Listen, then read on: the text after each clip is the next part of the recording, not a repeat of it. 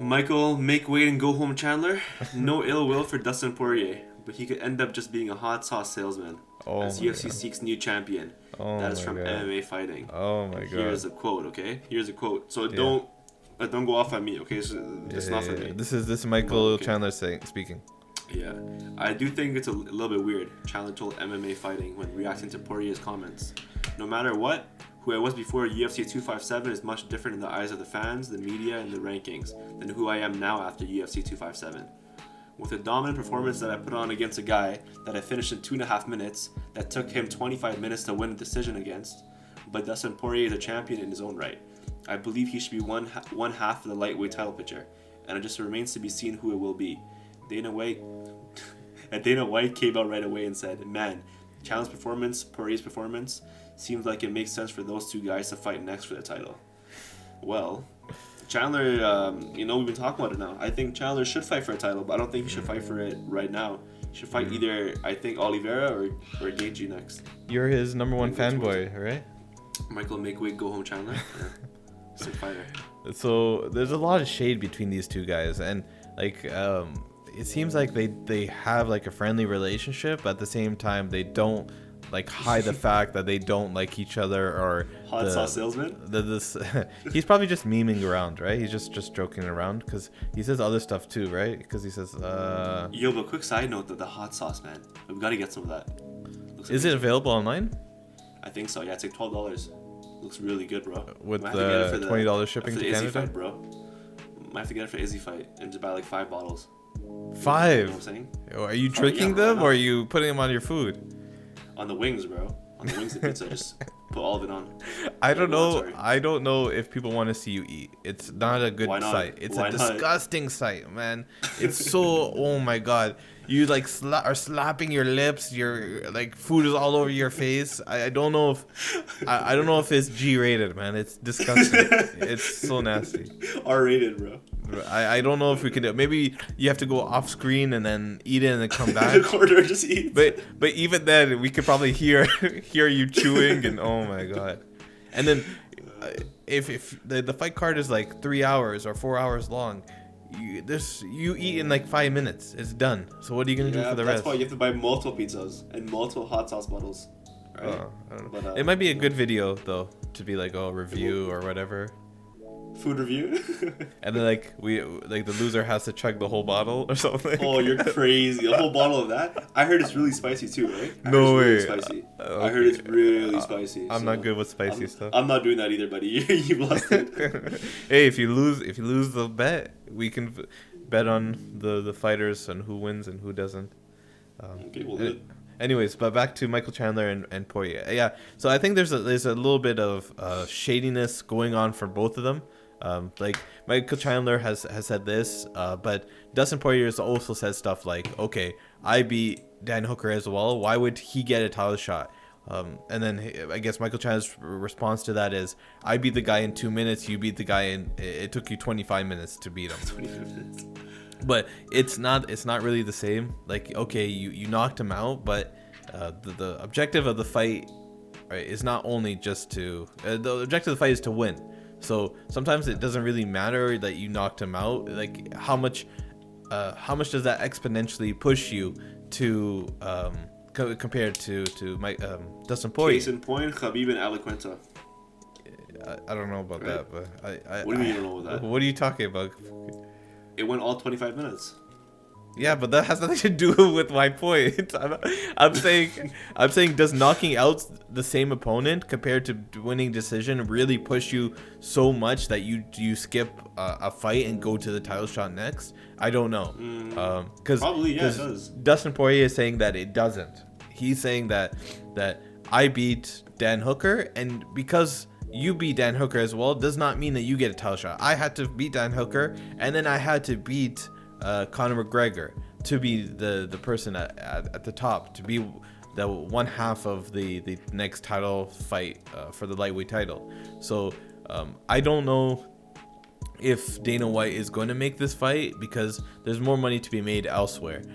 Dustin Poirier is down to fight Conor, is down to fight Nate. The only issue for those fights, yeah, he's down to fight Nate because they were scheduled to fight and then it fell through because of money or negotiations or something. So he's down to fight either of those guys. The problem that comes in for the UFC is the title. What do you do with the title? Do you use Khabib as an excuse again and say, listen, Khabib, Khabib might be coming back. Brother, please come back, brother. But, hey, Khabib just told me that he's waiting to see if he gets impressed this time again. He's giving them one last shot. One last chance. All right, so I don't know what they're gonna do with the title. They could do Conor versus Dustin for the title and spin it like, okay, yes, Dustin just beat him, but they're both 1-1, and this last fight should have been for a title, but because of the Khabib situation, we didn't know, and they could spin it that way. There'll be so much hate in that fight, man. There'll be so much hate for that fight. It is what it is. I think the UFC would still be able to sell it, and people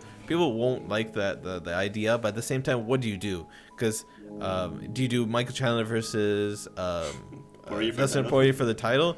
I don't think Dustin is going to sign up for that. He would need a lot of incentive.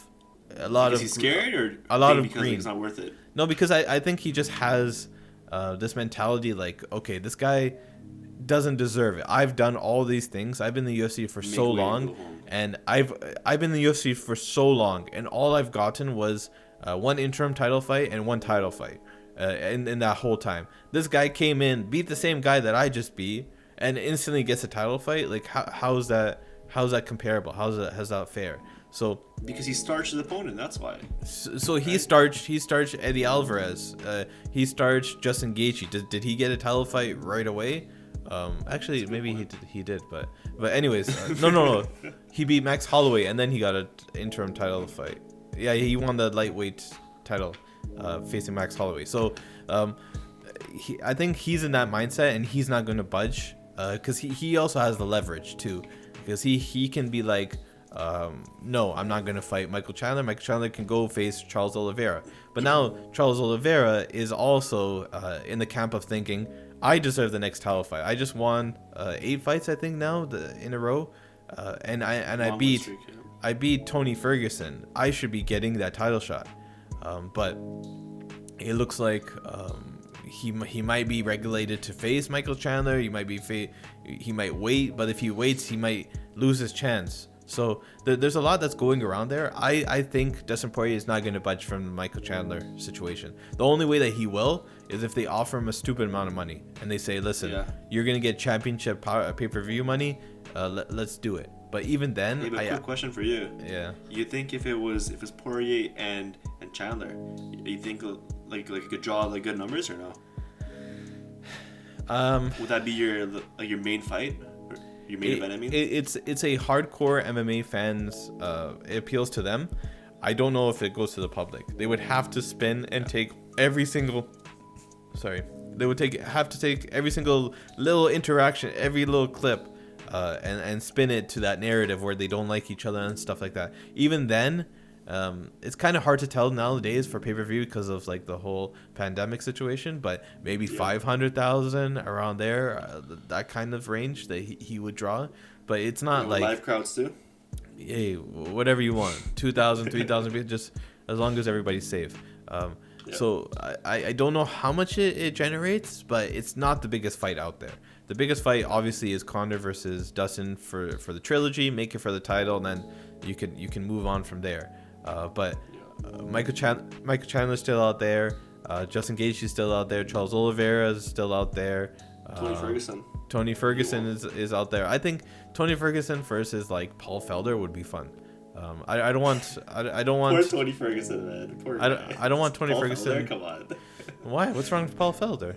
He beat Charles Oliveira. He's a main fighter. How are you gonna put him against Paul Felder? Listen, I have no shade for Paul Felder, but come on, Tony Ferguson is.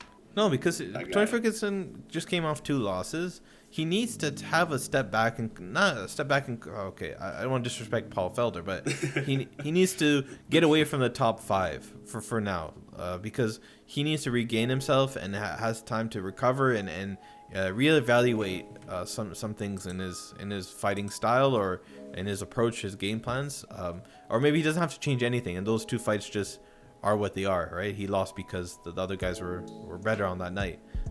But Paul Felder is a good choice. Edson Barboza is a good choice. Edson Barboza is trying to get He's trying to get his last fight in the UFC so he can move on. But PFL. yeah, I don't know if he's he's desperately wanting to get fights. So Tony Ferguson's out there. Maybe that's a choice, but and the UFC doesn't lose out on anything because if Edson Barbosa loses, he's gonna leave anyway. So like, why not get some of his fan base and some of his prestige